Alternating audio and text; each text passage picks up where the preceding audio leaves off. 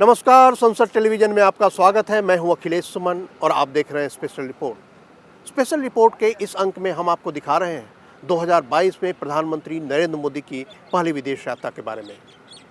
2 मई से प्रधानमंत्री Narendra Modi Germany, Denmark और फ्रांस की यात्रा पर होंगे। इस दौरान वे इन तीनों देशों की सरकारों के प्रमुखों के अलावा 4 नॉर्डिक देशों के प्रधानमंत्रियों से भी मुलाकात करेंगे।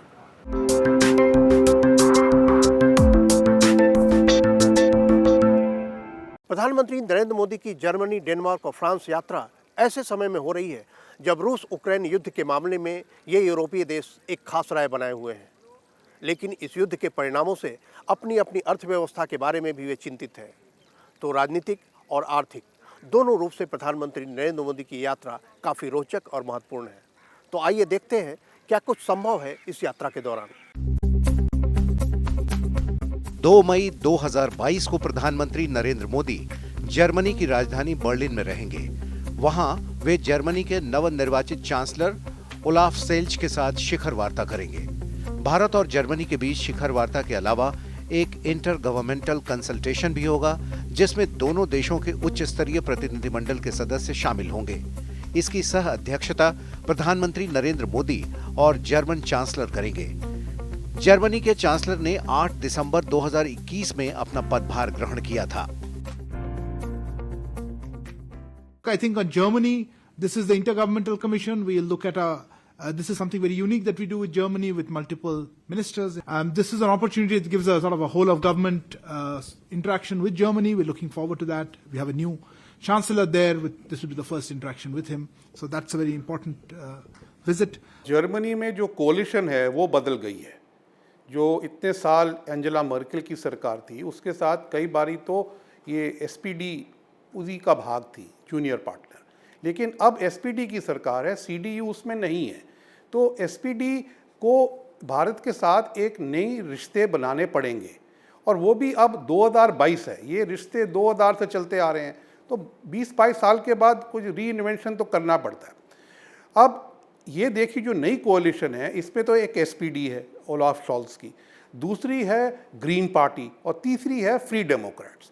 अब ग्रीन और फ्री डेमोक्रेट्स कई 10-15 साल के बाद सरकार में आए हैं। तो जो ये जनरेशन ऑफ लीडर्स है ये भारत को इतनी गंभीरता से नहीं जानती है। सिर्फ ओलाफ शोल्स जानते हैं क्योंकि ये पहले हैम्बर्ग के मेयर थे और जब मैं राजदूत था तो मैं इनको अच्छी तरह जानता, तो इनको भारत के बारे में बहुत मालूम था। हमारी शिक्षा नीतियाँ, हमारी सोशल सिस्टम्स, बहुत इनको जानकारी थी। तो वो इंडिया की तरफ वेल डिस्पोज्ड है। अब जब इन्होंने कोलिशन बनाई और उसका एक कोलिशन का अग्रीमेंट बना, उसमें भारत के साथ संबंध आगे बढ़ाने की चर्चा की गई स्पष्ट रूप से। तो इसलिए जो नए चांसलर हैं वो आगे एक नीति बनाई उन्होंने कि मैं प्रधानमंत्री मोदी से मिलके भारत के साथ रिश्ते आगे बढ़ाऊं। अब उस बीच में आ गया यूक्रेन क्राइसिस, लेकिन मैं उनको दाद देता हूं कि यूक्रेन क्राइसिस होते हुए उन्होंने जल्द से जल्द प्रधानमंत्री को, मोदी जी को आमंत्रित किया और मोदी जी वहां जा रहे हैं। बर्लिन में प्रधानमंत्री नरेंद्र मोदी और चांसलर संयुक्त रूप से प्रमुख व्यवसायियों की एक बैठक को भी संबोधित करेंगे। इस बैठक में भारत और जर्मनी के व्यवसायी मौजूद रहेंगे। भारत और जर्मनी के बीच व्यापारिक संबंध काफी तेजी से आगे बढ़ रहे हैं। यूरोप में भारत का सबसे बड़ा व्यापारिक साझीदार जर्मनी ही है। वहां 1800 से अधिक जर्मन कंपनियां भारत में, करीब 265 भारतीय कंपनियां जर्मनी में। भारत में जर्मनी दुनिया का 7वां सबसे बड़ा निवेशक। भारत में जर्मनी का कुल निवेश करीब $14 अरब। उन्होंने सारा अपना जो पावर है इकोनॉमी के ऊपर डाला हुआ है। तो उनके पास टेक्नोलॉजी बहुत है। जैसे उनके पास मिटल स्टैंड है। मिटल स्टैंड होते हैं मीडियम एंटरप्राइजेस। संसार में 2500 हाई एंड टेक्नोलॉजी के मिटल स्टैंड हैं, उसमें से आधे जर्मनी में हैं। तो उनसे जो ट्रेड होता है, इन्वेस्टमेंट होती है, उनके साथ बहुत होती है। तो इसलिए भारत जिसको टेक्नोलॉजी चाहिए, निवेश चाहिए, तो हम जर्मनी के साथ उसका व्यापार बहुत बढ़ता है। भारत और जर्मनी के राजनयिक संबंधों के 70 साल पूरे हो रहे हैं। 3 अक्टूबर 1990 को पूर्वी और पश्चिमी जर्मनी के एकीकरण के पहले भारत के दोनों के साथ अलग अलग संबंध थे और जब वे मिलकर एक हो गए तो भारत के संबंधों में और ज्यादा नजदीकी आ गई। एकीकरण के 10 साल बाद ही यानी 2000 में दोनों देशों के बीच रणनीतिक संबंध स्थापित हो गए। प्रधानमंत्री नरेंद्र मोदी की यात्रा के दौरान भी भारत और जर्मनी के बीच अहम मुद्दों पर चर्चा होगी। जो प्रमुख मुद्दे हैं जिन पर दोनों नेताओं के बीच चर्चा होगी उनमें प्रमुख तौर पर रूस यूक्रेन का मुद्दा, हिंद प्रशांत पर बातचीत, आपसी व्यापार पर चर्चा, कोविड के बाद अर्थव्यवस्था पर मंथन, संयुक्त राष्ट्र सुरक्षा परिषद में सुधार पर रणनीति, भारत यूरोपीय संघ मुक्त व्यापार समझौते पर चर्चा, दक्षिण एशिया, आसियान और मध्य पूर्व की स्थिति पर विचार। वो बातें होंगी। जर्मनी बात करेगा यूक्रेन और रशिया के बारे में, हम बात करेंगे चीन और इंडो पैसिफिक के बारे में। ये बातें होंगी, लेकिन उसके बाद दूसरा लेवल आता है कि हमारी जो इकोनॉमिक इंगेजमेंट है उसको कैसे बढ़ाया जाए। अब आप जर्मनी और भारत के जो संबंध देखें, वो स्ट्रेटेजिक डायलॉग जो है या स्ट्रेटेजिक पार्टनरशिप है, वो कोई ऐसी मिसाइल टेक्नोलॉजी या न्यूक्लियर पावर या स्पेस से जुड़ी हुई नहीं है। वो तो निवेश और व्यापार के ऊपर जुड़ी हुई है। तो वो बातें सबसे ज़रूरी हैं।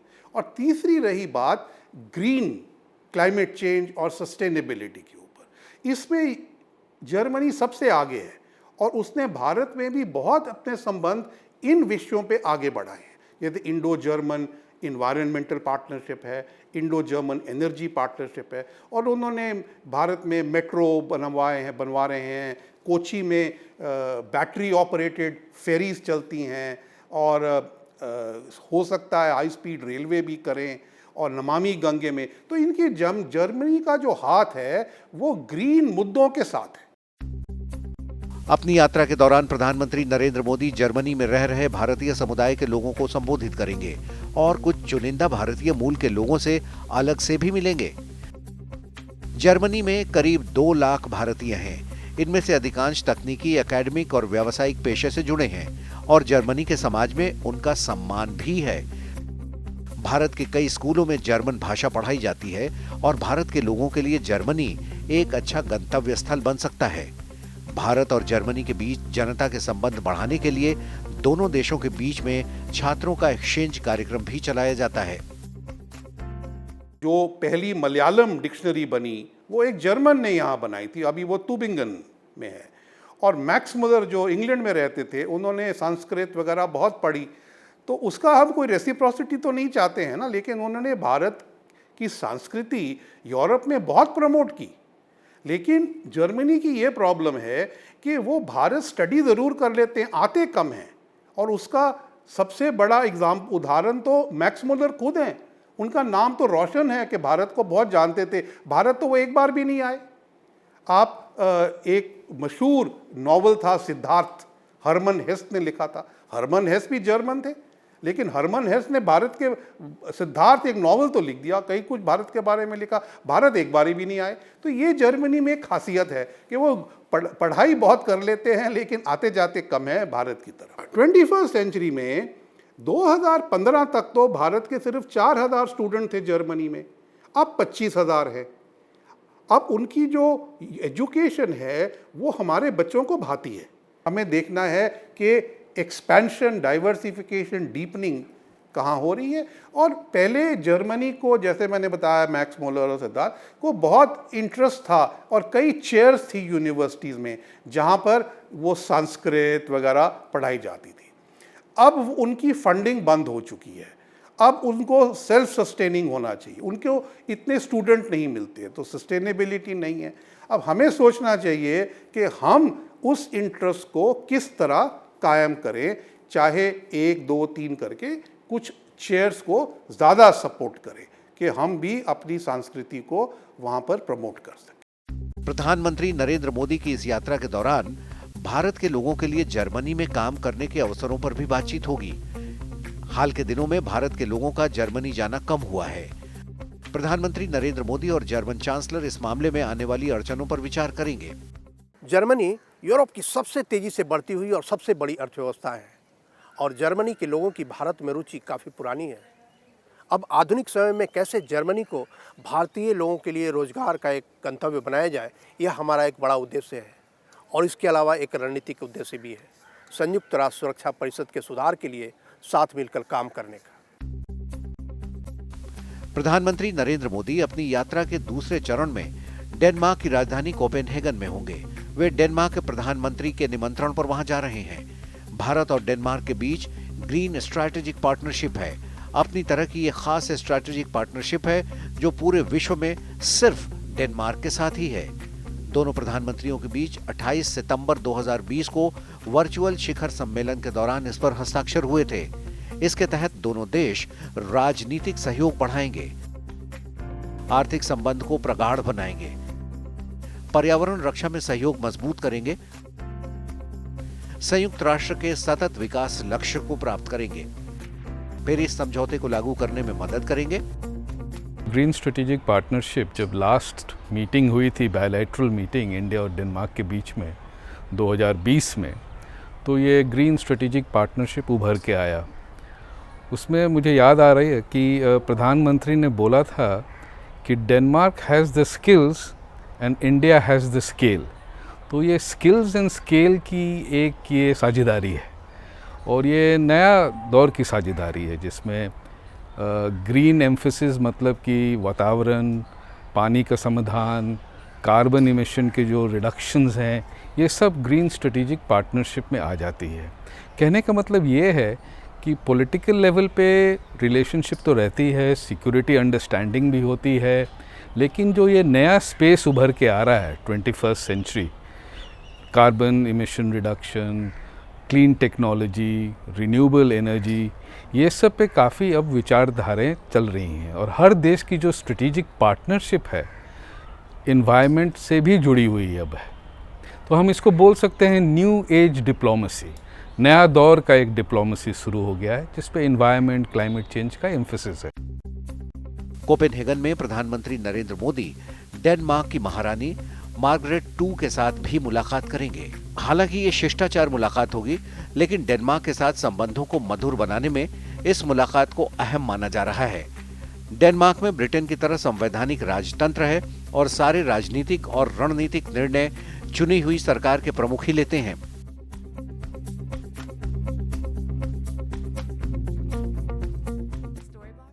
खासकर एक बात है ये डेनमार्क में, जो कि बाकी भी नॉर्डिक कंट्रीज़ में है, वो एक पीस एम्फेसिस पे ये लोग बहुत जोर देते हैं। एंड इस तरह से वो मेरे ख्याल से मेनलैंड यूरोप से हट गए हैं अपने विचारधारा में।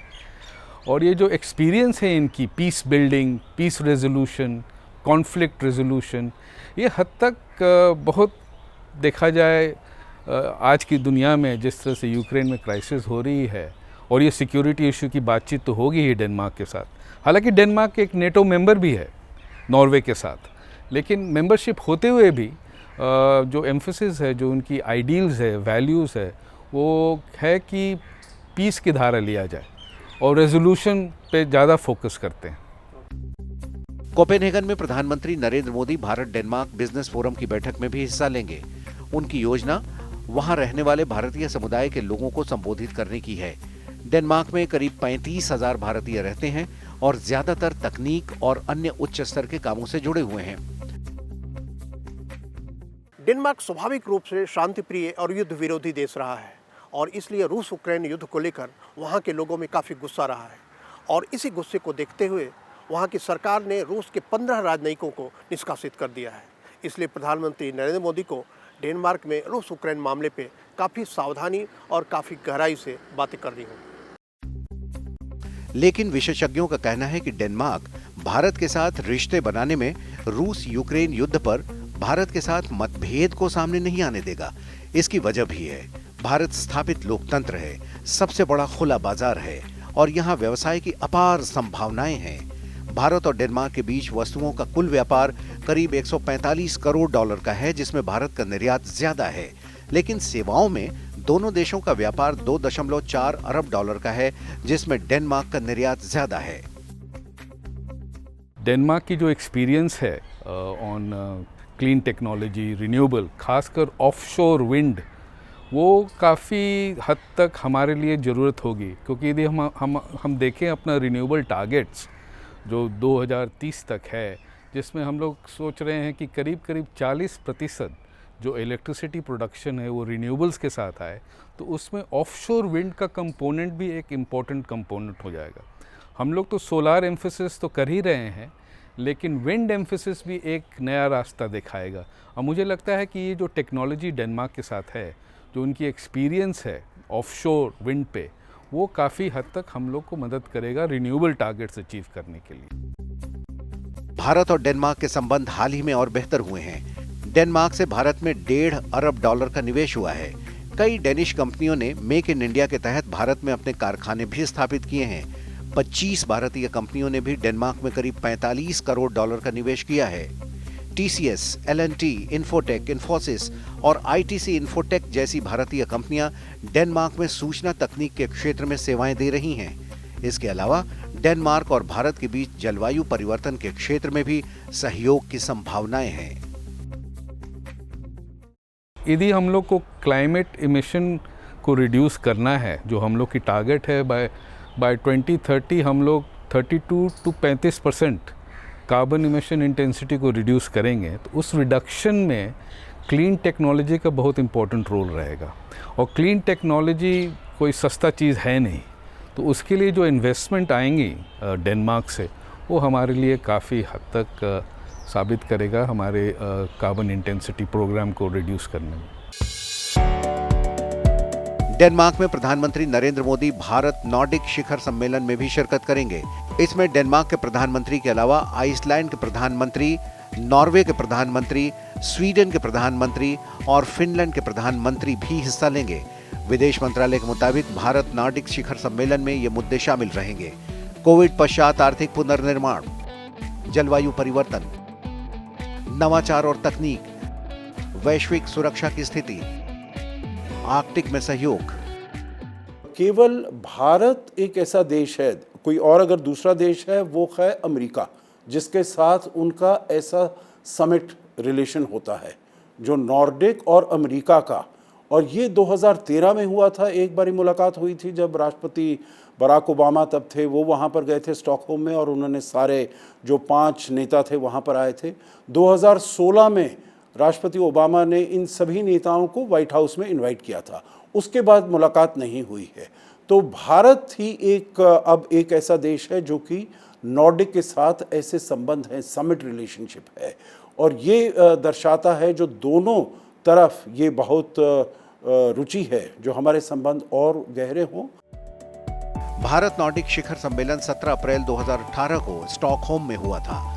नॉर्डिक में 5 देश शामिल हैं। इसमें डेनमार्क, स्वीडन, नॉर्वे, फिनलैंड और आइसलैंड आते हैं। ये पांचों यूरोपियन इकोनॉमिक एरिया के सदस्य हैं। फिर भी कुछ खास है नॉर्डिक देशों में जो इन्हें यूरोप के अन्य देशों से अलग करता है। आइए सुनते हैं अशोक सज्जनहार से, जो स्वीडन में भारत के राजदूत रहे हैं, कि क्या कुछ विशेष है नॉर्डिक देशों में।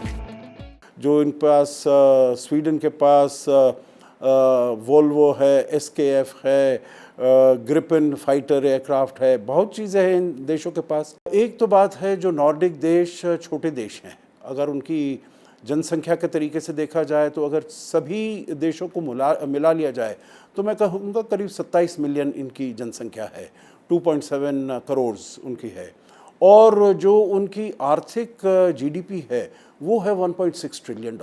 तो आप देख सकते हैं जो करीब उनकी जो GDP है वो भारत से करीब 55% है, परंतु जो उनकी जनसंख्या है वो आप कह सकते हैं दिल्ली NCR की जनसंख्या है। तो वहाँ पर करीब 40-50 हज़ार से ऊपर उनकी पर कैपिटा GDP है। परंतु इसके अलावा उन्होंने बहुत से ऐसे क्षेत्र हैं जिसे कहा जाए innovation, creativity, green energy, manufacturing, renewables, climate change, ये ऐसे बहुत से क्षेत्र हैं जिनमें इन्होंने बहुत महारत हासिल की है। और मैं कहूँगा देश छोटे हैं, परंतु अगर आप देखें IT में देखें और किसी भी क्षेत्र में देखें, गवर्नेंस में देखें, हर क्षेत्र में, इनोवेशन में देखें, हर क्षेत्र में ये जो देश हैं ऊपर के 10 दुनिया में ऊपर के 10 देशों में गिने जाते हैं। तो इसीलिए भारत को इनसे बहुत फ़ायदा हो सकता है और इन देशों को भी भारत से बहुत फ़ायदा हो सकता है, क्योंकि भारत एक बहुत बड़ी आर्थिक शक्ति बनकर उभरा है। प्रधानमंत्री नरेंद्र मोदी अपनी यात्रा के अंत में पेरिस जाएंगे। पेरिस में वे फ्रांस के पुनर्निर्वाचित राष्ट्रपति इमैनुएल मैक्रों से मिलकर उन्हें बधाई देंगे और उनकी आगे की अवधि के लिए दोनों देशों के बीच सहयोग के रास्ते पर बातचीत करेंगे। France, we've just had President Macron being re-elected, and this will be one of the early visits by Prime Minister to go, foreign leader to be there. Again, France is a very, very important partner for us, and we will share with you details. जब 2017 में Emmanuel Macron बने थे राष्ट्रपति, तो मुझे याद है उस दिन प्रधानमंत्री मोदी वहाँ पर थे, सेंट पीटर्सबर्ग में थे। सेंट पीटर्सबर्ग इकोनॉमिक फोरम को अटेंड कर रहे थे और उन्होंने अनस्केड्यूल्ड, क्योंकि ये नहीं मालूम था जो कौन राष्ट्रपति वहाँ पर बनकर आ रहे हैं, अनस्केड्यूल्ड उन्होंने वो वहाँ से गए सेंट पीटर्सबर्ग से पेरिस में इमैनुएल मैक्रोन से मिलने के लिए, उनका अभिनंदन करने के लिए, उनको मुबारक देने के लिए और बायलैटरल डिस्कशंस के लिए। और उस समय से देखिए अभी तक तो भारत और फ्रांस के संबंध बहुत ही गहरे हो गए हैं, बहुत ही घनिष्ठ हो गए हैं और भारत का एक बहुत ही महत्वपूर्ण सहयोगी बनकर उभरा है फ्रांस। इस साल भारत और फ्रांस अपने राजनयिक संबंधों की 75वीं सालगिरह मना रहे हैं। पिछले कई सालों से दोनों देशों के बीच संबंधों में काफी प्रगाढ़ता आई है। खासकर भारत को फ्रांस की तरफ से लड़ाकू रफाल विमानों की आपूर्ति से दोनों देशों के बीच विश्वास में भी बढ़ोतरी हुई है। हर क्षेत्र में फ्रांस भारत का बहुत ही महत्वपूर्ण साझेदार है और अभी भी जो प्रधानमंत्री मोदी जाएंगे, उन दोनों नेताओं का, शीर्ष नेताओं का, उनका एक अपना पर्सनल केमिस्ट्री है, एक पर्सनल रैपो है और इसीलिए वहाँ पर जाएंगे, उनको मुबारक तो देंगे, बधाई देंगे, परंतु उसके बाद बहुत ही मेरे विचार से सब्सटैंटिव मीटिंग होने वाली है, क्योंकि आपने पिछले 8 साल देखा है जब प्रधानमंत्री मोदी कहीं जाते हैं तो वो केवल बधाई देने नहीं जाते, वो यकीनन कोई ना कोई बातचीत होती है, एजेंडा होता है, अपनी बायलैटरल रिलेशंस को कैसे और आगे बढ़ाया जाए और कैसे गहरा किया जाए। तो मेरे विचार से फ्रांस में जाने का उनका तात्पर्य भी यही होगा, जो कैसे अपने रिश्तों को और आगे सुदृढ़ बनाएं। इसके अलावा भारत और फ्रांस जलवायु परिवर्तन को रोकने के लिए महत्वाकांक्षी इंटरनेशनल सोलर अलायंस पर भी साथ साथ काम कर रहे हैं। प्रधानमंत्री नरेंद्र मोदी के साथ बातचीत के दौरान उसे आगे बढ़ाने के मुद्दे पर बातचीत होगी।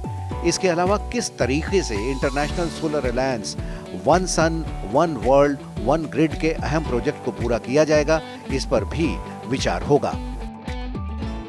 ग्रीन एनर्जी की जाए, कैसे क्लाइमेट चेंज के साथ जूझा जाए, ये दोनों देशों की प्रायोरिटी है। तो इसीलिए अभी जब जाएंगे तो उसके ऊपर ज़रूर बातचीत होगी, परंतु मेरे विचार से केवल पर्यावरण के बारे में केवल उस तक बातचीत सीमित नहीं रहेगी। और भी बहुत मुद्दे हैं दोनों देशों के बीच के संबंध के। रक्षा एक बहुत बड़ा मुद्दा है। यूनाइटेड नेशंस में क्या हम संयुक्त राष्ट्र संघ में हम कैसे कोऑपरेट कर रहे हैं। भारत अस्थायी सदस्य है सिक्योरिटी काउंसिल का इस साल भी, और बहुत सी ऐसी चुनौतियां हैं देशों के सामने, पूरी दुनिया के सामने। रूस और यूक्रेन के बीच में जो लड़ाई हो रही है उससे क्या असर पड़ेगा, और अभी हम देख रहे हैं जो वहाँ से आवाज़ें उठकर आ रही हैं, जो फिनलैंड और स्वीडन भी नेटो की सदस्यता के लिए वो अपनी अर्ज़ी जल्दी ही जून में उनकी नेटो का समिट होने वाला है, उससे पहले वो अर्ज़ी देंगे। तो ये सब जो हालात ऐसे बदल रहे हैं पूरी दुनिया में, अफ़गानिस्तान में क्या किया जाए, क्योंकि अभी देखिए पिछले अगस्त से 15 अगस्त 2021 को वहाँ पर तालिबान ने अपनी सत्ता संभाल ली, परंतु अभी तक 9 महीने हो गए हैं, परंतु एक भी देश ने दुनिया में अभी मान्यता नहीं दी है। कहीं पर भी उसको तालिबान की जो सरकार है उसको रिकॉग्निशन नहीं मिला है। तो वहाँ पर क्या किया जाए, क्योंकि वो जब से ये रूस और यूक्रेन युद्ध हुआ है तब से वो बैक बर्नर पर पहुँच गया है। और इंडो पैसिफिक और जो साउथ चाइना सी में हो रहा है और जो चीन का इतनी आक्रामकता है, उसकी जो विस्तारवादी नीति है, उसको भी थोड़ा बैक बर्नर पर पहुँच गया है। तो उन भारत और फ्रांस के बीच रणनीतिक संबंध काफी गहरे हैं और पिछले 7 साल में भारत की अगर किसी एक देश के साथ सबसे ज्यादा करीबी हुई है तो वो फ्रांस ही है। दोनों देशों के बीच शायद ही किसी मुद्दे पर मतभेद है। दोनों देश एक दूसरे को संयुक्त राष्ट्र से लेकर हर मंच पर सहयोग और समर्थन करते हैं। बदलती दुनिया की चुनौतियों में कैसे भारत और फ्रांस मिलकर आगे बढ़ें, इस पर चर्चा की गुंजाइश रहेगी प्रधानमंत्री नरेंद्र मोदी की इस यात्रा के दौरान। निश्चित तौर पे इन सभी मुलाकातों में रूस यूक्रेन युद्ध का मामला उठेगा, लेकिन प्रधानमंत्री नरेंद्र मोदी के सामने भी अवसर होगा कि वे अपनी बातों से अपने इन मित्र देशों को समझा सकें, और खास करके ऐसे समय में जब रूस यूक्रेन युद्ध के मामले पर पूरी दुनिया 2 हिस्सों में बटी हुई हो तो बीच का रास्ता निकालने की जरूरत होती है। और संभव है कि प्रधानमंत्री नरेंद्र मोदी की यात्रा के दौरान बीच का कोई रास्ता निकलता दिखे। संसद टेलीविजन के लिए कैमरा पर्सन प्रशांता और सहायक करणजीत के साथ दिल्ली से मैं अखिलेश सुमन।